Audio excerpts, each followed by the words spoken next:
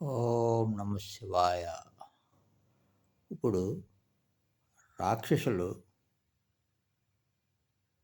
శివుడినే ఎందుకు ఆరాధిస్తారు? ఎందుకు కొలుస్తారనే దాని గురించి మాట్లాడుకుందాం. బ్రహ్మ సృష్టి, విష్ణువు స్థితి, శివుడు లయకారులని మనకి తెలిసిన విషయమే కదా! ఇందులో బ్రహ్మ, శివుని పని కొంత సులభం. సృష్టి చేయడం, లయ చేయడం. కానీ సృష్టిని ఎటువంటి ఇతి బాధలు లేకుండా అనుక్షణం అనుక్షణం కాపాడుకుంటూ చూసుకోవడం కష్టమైన పని. అందుకే శ్రీ విష్ణువు పని కష్టతరం. అవతారాలు దాల్చి ఎన్నో అగచాట్లు పడి నిందలు మోసి శాపాలు భరించి చక్కదిద్దాలి ఈ కార్యక్రమ ఈ విధంగా శ్రీ మహావిష్ణువుపై చాలా భారం ఉంటుంది.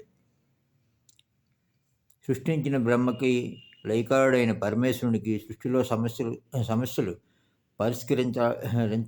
పరిష్కరించాల్సిన బాధ్యత తక్కువ. అందుకే సృష్టిలో ఏ సమస్యలు వచ్చినా దేవతలు విష్ణుమూర్తి దగ్గరికి పరిగెట్టేది.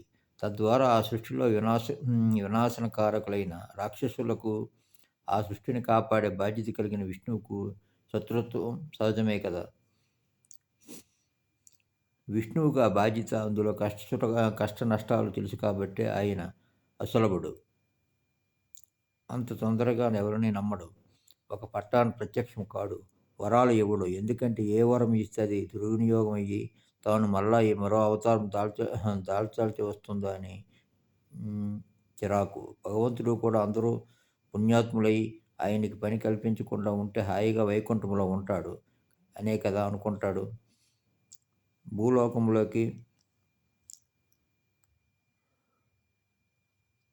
భూలోకంలోకి వచ్చి ఇన్ని కష్టాలు పడడం ఆయనకి మాత్రం ఇష్టమా? ఎందుకు వచ్చినా ఈ రాముడు, కృష్ణుడు అవతారాలు అందరి చేత మాటలు పడడానికి తప్ప. బ్రహ్మను, శివుణ్ణి ఎవరైనా ఏమైనా అంటున్నారా? ఈ ఈ కోరాలోనే చూడండి. అన్ని ప్రశ్నలు రాముడు ఎందుకు అలాగా, కృష్ణుడు ఎందుకు ఇలాగ అంటూ ఆయనకు ఈ కలియుగంలో అసలు మనశ్శాంతి లేకుండా చేస్తున్న శిశుపాలులు ఎందరో ఉన్నారు. రాక్షసులు కూడా అందుకే బ్రహ్మ, శివుడు ఆరాధన చేస్తారు. అయితే తరువాత ఏం జరుగుతుందో తెలియకుండా ఇష్టం వచ్చినట్లు పరమేశ్వరుడు కూడా ఒక్కోసారి వరాలు ఇవ్వడు. అంతేకాదు శ్రీ మహావిష్ణువుతో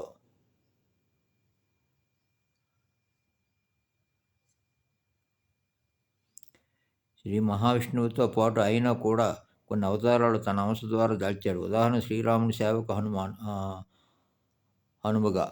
కానీ రాక్షసులు, దేవతలకు, మనుషులను ఈ సృష్టిని ఇబ్బంది పెట్టే పని ఎక్కువ ఉంటుంది కాబట్టి ఈ సృష్టిని కాపాడే బాధ్యత మన శ్రీ విష్ణుమూర్తి ఆరాధన సరిపడదు.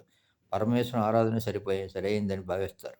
పరమేశ్వరుడి భక్త సులభుడు కాబట్టి వాళ్ళ పనికి ఆటంకము, కోరికలకు లోటు ఉండదు. అయితే శృతి మించితే మాత్రం త్రిమూర్తులు ముగ్గురు ఏకమై దుష్ట శిక్షణ చేయక తప్పదు. ఈ విధంగా రాక్షసులు ఎక్కువ శివుడు బోలాశంకరుడు అని చెప్పేసి అందరూ కూడా ఎక్కువ శివుడిని ఆరాధిస్తూ ఉంటారు.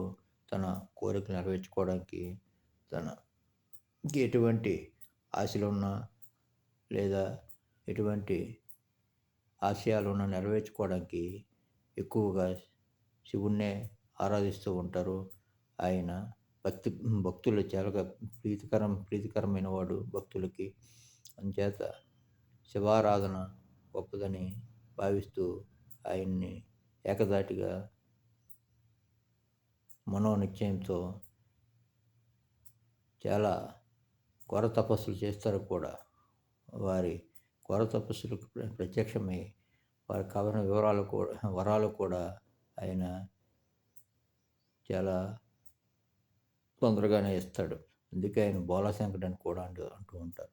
ఈ విధంగా రాక్షసులు ఎక్కువగా శివుడిని ఆరాధిస్తూ ఉండడం కారణము అని భావించవచ్చు. కొన్ని అధ్యయనాలుగా తెలియవస్తుంది.